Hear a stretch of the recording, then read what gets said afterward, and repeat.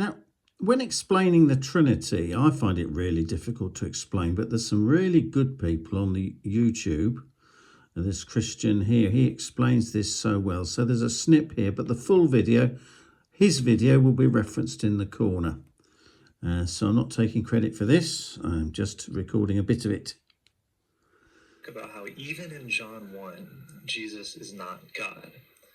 So John 1 is the go-to place for almost every Trinitarian. If you say, hey, where does it say that Jesus is God in the Bible? They'll be like, John 1:1, there it is right there.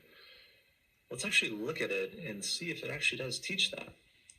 And we're not going to focus on exactly what does John 1 and the entire prologue teach, but we're going to focus on what does it not teach. And I do not think that it teaches that Jesus is God. So, for just a frame of reference, let me read John 1:1 in a standard translation like the ESV. It says, "In the beginning was the Word, and the Word was with God, and the Word was God." Now let me read it in the REV. It says, "In the beginning was the Word, and the Word was with God, and what God was, the Word was." Now the reason for this difference in translation is actually because of the absence of the article before theos in that last phrase in John 1:1. We're going to talk about that more in a second, but that's just to give you a frame of mind. This is the verse that, most people focus on. So, the first reason why this is not teaching that Jesus is God is because in John 1:1b, right there, it says that the Word was with God. So this means that it's something different from God. So it doesn't say that the Word was with the Father. It says that the Word was with God. So even if you think the word there means Jesus, which I think is questionable and up for debate, even if you think that, it's still saying Jesus or the Word was with God. So that means it's something different or someone different from God. So that's the frame of mind that we should be having going into the last phrase. The Word was God. That's actually not a proper translation, but we're going to get to that in a second. Most Trinitarians see the logic flowing like Johnny was with Tom and Johnny was Tom. This actually doesn't make any sense though, and luckily that's not what the Greek is actually saying. But that's how most Trinitarians understand it. They understand it to mean Jesus was with God and Jesus was God. That's just like saying Johnny was with Tom and Johnny was Tom. That doesn't really make any sense at all. He's someone different in the first phrase, and he's the exact same person in the second phrase. So, just right off the bat, the logic just simply doesn't really make sense in most standard translations. So even in John 1:1b here, the Word was with God.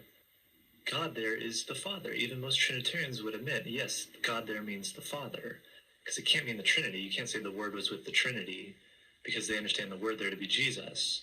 So you couldn't say Jesus was with the Trinity. That makes no sense. It's that the Word was with God, the Father. So right before our big verse in question, our big phrase in question, John 1:1c, right before it, Trinitarians admit that God there is the Father. So that's a big reason why we should understand that John 1:1 is not teaching that Jesus is God. So the second reason why Jesus is not God in John 1:1 is because of the absence of the article in that last phrase in John 1:1c. So the Word is in the text. Secondly, the article is not before God, so it's not talking about God, it's talking about quality of God. And thirdly, even if the article was in the last phrase before God, the logic doesn't make any sense within Trinitarianism. So even if the article was there, it actually doesn't make sense. So for those three reasons, John 1:1c is not calling Jesus God. So the third reason why Jesus is not God, even in the prologue and even in John 1, is because in verse 2, it says that the Word was with God. So again, if we had any confusion about is the word God, is the Word the same thing as God from verse 1, he reiterates again in verse 2 that the Word was with God. So it's somebody or something different from God. So that's another reason.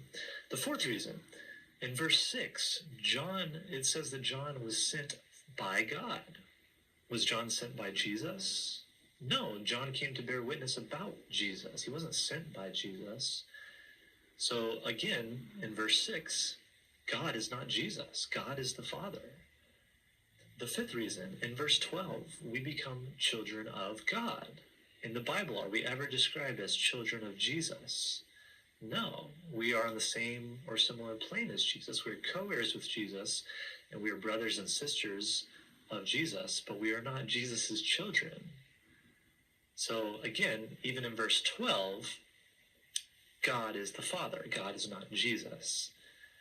And lastly, in verse 18, the Father is God. Let me read it real fast. It says that no one has ever seen God, the only begotten Son, who is in a most intimate relationship with the Father.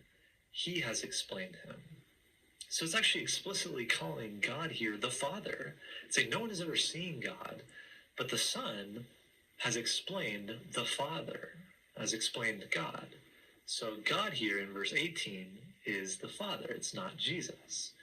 So for all of these reasons, it's pretty clear that even in the prologue, Jesus is not God.